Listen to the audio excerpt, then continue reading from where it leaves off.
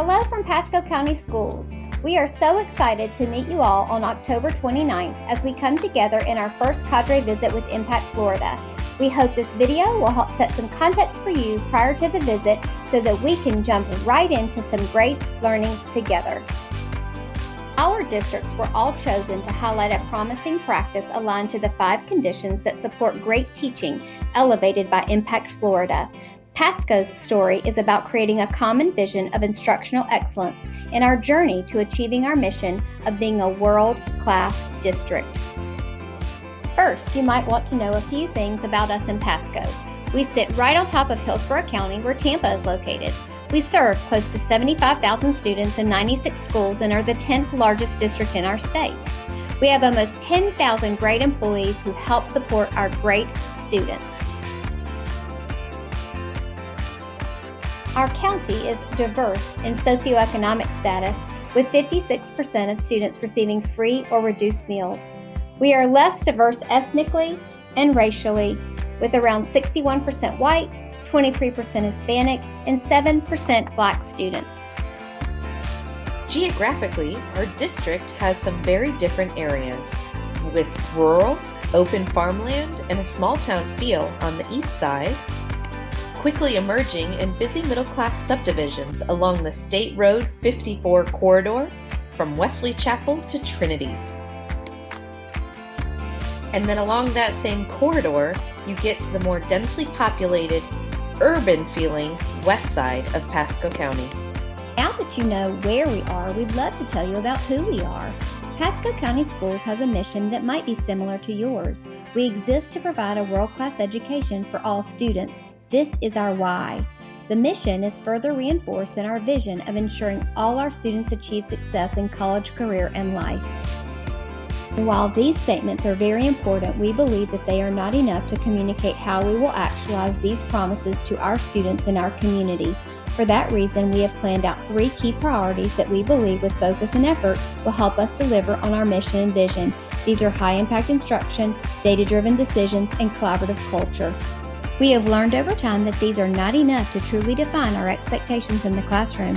In fact, when we partnered with TNTP in 2014, their diagnostic assessment revealed that our PLCs weren't focused on the right work, some of our instructional materials were misaligned, and that our lack of rigorous instruction was likely because we were missing a common vision of instructional excellence. We immediately got to work on addressing the issues. We started by developing a theory of action as a plan to help us pursue our mission.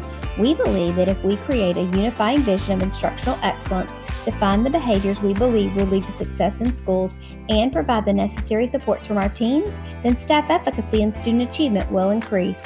When we decided to create our common vision of instructional excellence, we wanted to ensure that it included the voice of our school leaders. So we asked them, what is the desired effect of our world-class education? What is the meaning of our mission? Leaders from elementary to high school brainstormed what a world-class learning moment would look like and feel like for a student. The result of their collective ideas and desires are right here. We want students to build strong content knowledge, think critically and solve real-world problems, collaborate and communicate within and outside of their community, utilize a variety of tools and resources, and take ownership for their learning and reflect on their learning progress. Take a look at our Key Priorities Guide to see how we clarify our expectations for our 3 priorities. The purpose of this document, in addition to illustrating our theory of action, is to assist leaders as they work to implement our key priorities. As you can see, this document grounds our leaders in the common vision, and it connects it to the work of school and district improvement. Each priority has its own page where the theory of action is demonstrated. If we define the behaviors we believe will lead to success in school, outlined here are our school actions, which we have identified for schools through school improvement research and our own lessons learned. We don't just ask schools to engage in these actions alone, however, and the next part of our theory of action is critical, that we provide the necessary supports from our teams, aka district actions, and then we believe our outcomes will increase. Here, the outcomes for high-impact instruction are related to our monitoring of classrooms for rigor, and if you're wondering how we do that, keep listening. While the common vision of instructional excellence helps us visualize the student world-class learning experience, we also have to get clear about what the adults are doing as we deliver on that experience. Left without clarification, we could have many ideas about what high-impact rigorous instruction looks like, and so we have defined this in our system through the use of the instructional practice guides. These are national tools that prioritize standards, aligned instructional content, and call out a small number of classroom practices organized as core actions, which are the observable indicators of the instructional shifts required by our state standards. In Pasco, this is how we define rigorous instruction. Today, these tools are deeply embedded in our culture, with district walkthroughs occurring annually in every school. But that did not happen easily. We have spent several years providing PD not only to support our district and school staff in understanding these shifts, but also in how to observe for these aligned actions.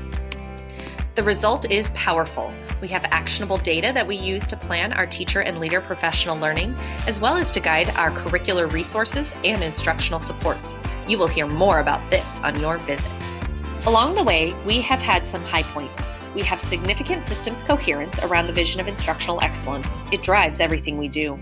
We have increased clarity around instructional expectations and widespread utilization of common monitoring tools. Every school uses our key priorities and the monitoring guide within their own improvement planning. And every school uses the instructional practice guide to monitor their own classrooms for rigor. But we also have some areas that we have not moved the way we expected. Our student achievement data has not yet shown the fruits of our labor.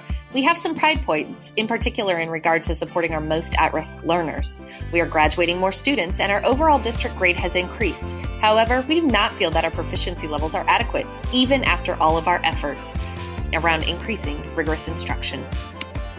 So, in the summer of 2018, we decided to take a close look at our common vision of instructional excellence and reflect on what was happening. We could have made a change or started something new. We're famous for that in education, right? Well, not us. We actually doubled down on our common vision of instructional excellence. Rather than make a change in our system, we determined that focusing on rigor was just not enough. Rigorous instruction will help us get closer to a world-class education, but only if embedded within compassionate schools. Foundational to our schools becoming compassionate is a focus on social-emotional learning. We believe that it is the combination of rigorous instruction, compassionate schools, and ensuring equitable practices that will ultimately make our district stand out as world-class. We develop the best conditions for our students when we balance their needs, the balance of creating a compassionate school that integrates social-emotional skills, and the consideration of our students' experience with trauma. And in that environment, delivering engaging instruction anchored in rigorous standards that help prepare our students for college and career. But none of this matters without ensuring that all of our students have equitable access to these opportunities. As we move closer to realizing our vision as a system, we must invest time and effort into all three of these realms to create the balance needed for our students to succeed. We want every adult in our system to provide our students every opportunity to be a world-class learner. Can you help us today ensure we are taking every opportunity to be world changers for our students? We need your feedback. As you engage in our learning together, we hope you will consider these questions in your note taker to help us further our work. Our day will have varied activities in an effort to help you see our promising practice in action. We will observe professional learning for coaches, which will include a deep dive into TNTP's latest report, The Opportunity Myth, which is part of your pre-work and definitely worth a read.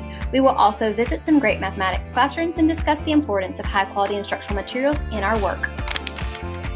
We will meet at a great school, Paul R. Smith Middle School, located in the southwest corner of our district.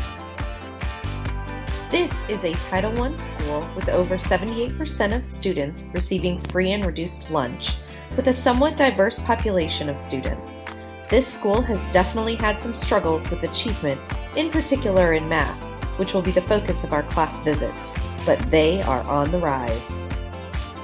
Please be sure to review the pre-work artifacts we have mentioned to learn more about this work, the Key Priorities Guide, the Instructional Practice Guide, and the Executive Summary of the Opportunity Myth. We can't wait to show you the progress we've made in implementing our common vision of instructional excellence and supporting high-quality instructional materials. Welcome to Pasco!